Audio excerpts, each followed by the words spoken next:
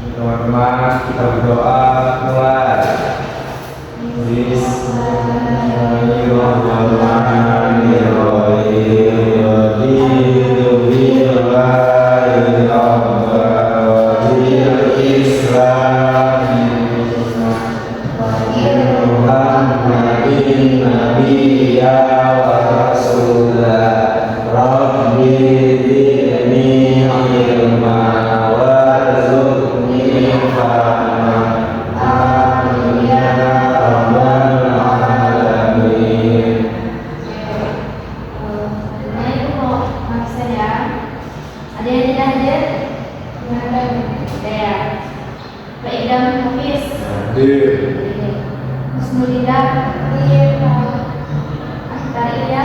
Kita mulai ya.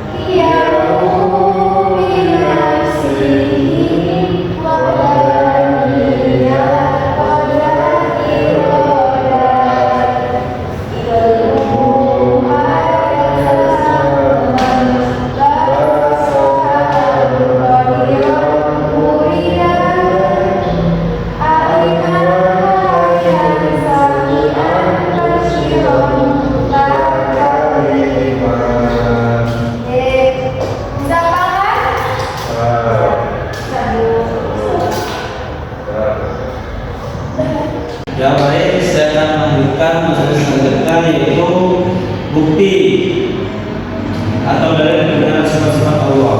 Tadi yang menjadi pertama kan kita diperkenalkan itu sifat wajib Allah, belum sifat wajib Allah. Dan sekarang kita akan menunjukkan dengan bukti atau dalil kebenaran sifat-sifat Allah. Ya, sebelum kita memulai, saya ada pertanyaan sederhana, yaitu kalian pernah melihat jam kan? Kalau jam itu bergerak setiap detik, apakah jam itu bisa berjalan sendiri tanpa ada yang menggerakkan atau ada yang membuat? Betul, jam itu pasti ada yang membuat. Nah, kalau jam itu membuat, bagaimana dengan alam semesta yang jauh besar dan lebih rumit ini? Tentu ada yang menciptakan, yaitu menciptakan dan mengatur, yaitu Allah. Dan selanjutnya itu kita akan menjelaskan tujuan terus. Sebelum kita masuk materi, kita harus tahu dulu tujuan kita belajar ini itu apa. Yang pertama itu kita bisa mengenal sifat-sifat Allah yang pertama.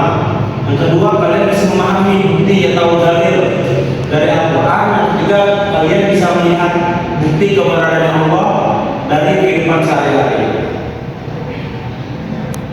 Dan kita masuk materi utama. Yang pertama itu dalil terlebih, yaitu dalil dari Al-Quran. Dari Al-Quran itu Allah menjelaskan sifat-sifatnya itu dalam Al-Quran. Yang pertama itu Allah Maha Esa, yang dimana dalam surat Al-Ikhlas itu qul huwallahu ahad, Allah itu Maha Esa.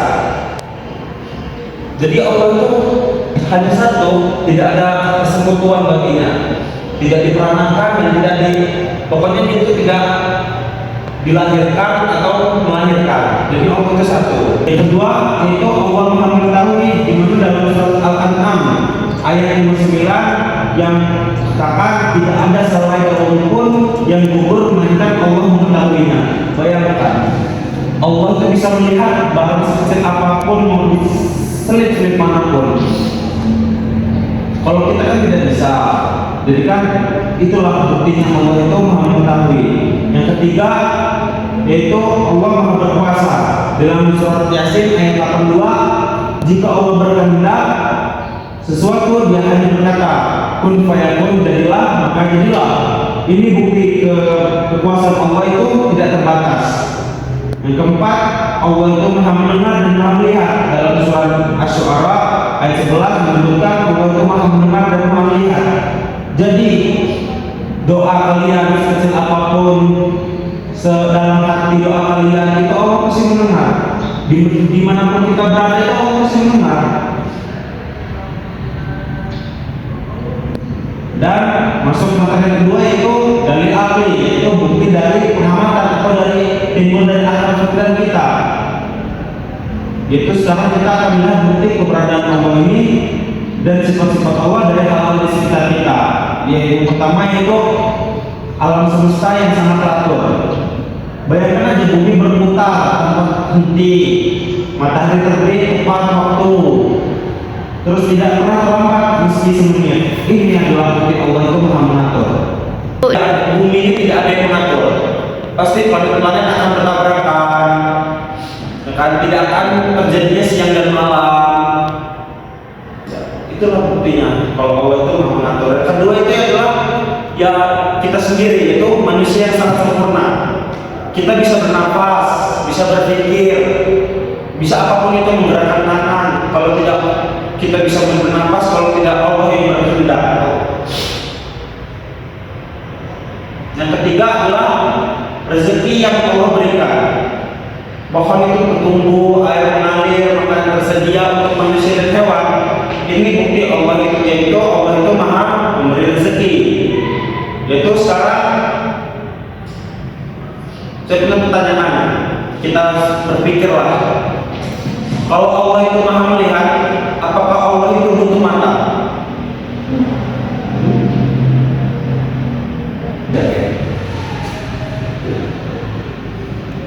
Tidak. Nah, tidak. Itu bila Allah itu Maha melihat itu tanpa alat, itu menunjukkan bahwa Allah itu Maha sempurna, yaitu kesempurnaannya Allah. Jadi yang terakhir itu kesimpulan kita untuk belajar kebenaran sifat-sifat Allah ini, yaitu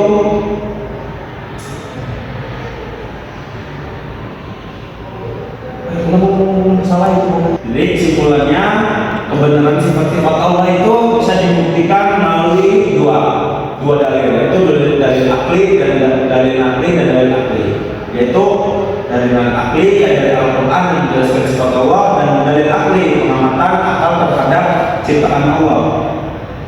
Dan sebelum ditutup, coba siapa yang bisa menyebutkan satu sifat Allah dan memberi contohnya di kehidupan sehari-hari. Baik Pak, contohnya itu sifat Allah ilman, yaitu artinya Allah maha mengetahui. Contoh dalam kehidupan sehari-hari berarti Allah itu melihat ya kehidupan kita sehari-hari gitu. Ya Pak, sudah. Alhamdulillah kalian hari ini hebat semua. Terima kasih sudah mendengarkan atau sudah mendengarkan penyampaian, mendengarkan dari apa yang saya katakan. Semoga pelajaran ini menambah iman dan wawasan kita kepada Allah Subhanahu wa taala. Ya anak-anak, kita tepuk semangat dulu ya biar kita semangat. Oke. Yo, kita mulai. Oke. Bapak ini. Oke. Jadi hitungan 1 2 3 kita mulai. 1 2 3. Tepuk semangat. Semangat.